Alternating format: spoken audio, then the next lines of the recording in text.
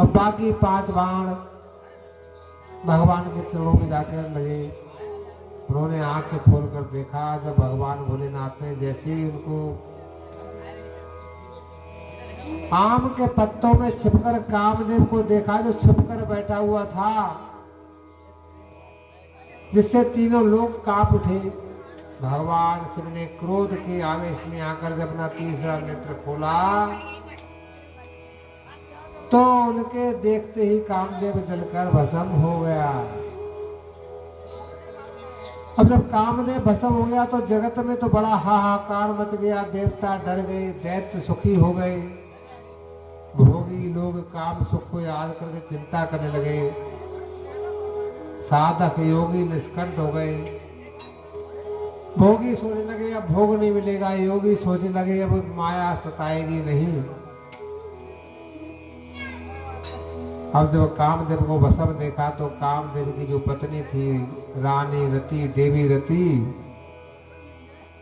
वह अपने पति की जो ये दिशा देखी तो मूर्छित हो गई और रोती चिल्लाती भांत भांत से विलाप करती हुई और भगवान भोलेनाथ के चरणों के पास आई और अत्यंत प्रेम से मीठी वाणी बोली, विनती करके, हे स्वामी, मेरे पति की क्या खता थी जो आपने मेरे पति को मार दिया। तो भगवान भोलेनाथ कहते हैं कि कोई बात नहीं देवी, जो इसने कर्म किया मैंने उसका दंड दिया है और तुम संकोच ना करो।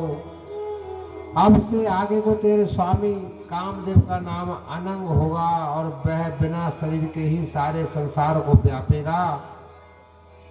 अब तू अपने पति से मिलने की बात भी सुन।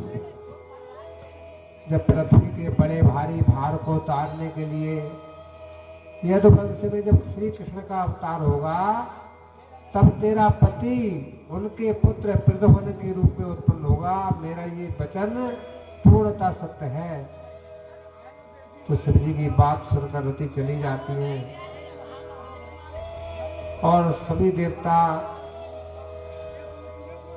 जो ये सब लीला देख रहे थे, जब सुना कि भगवान भोलेनाथ समाधि खोल गए हैं और उठकर बैठ गए हैं, तो भगवान विष्णु के पास पहुंचे और वहां से विष्णु, ब्रह्मा, शैलजा, जो भी सारे देवता थे, जहां भगवान शिव विराजमान थे, वह वहां पहुंच जाते हैं और अलग अलग प्रकार से भगवान शिव की स्तुति करने लगते हैं, विनती करने लगते हैं। कहते हैं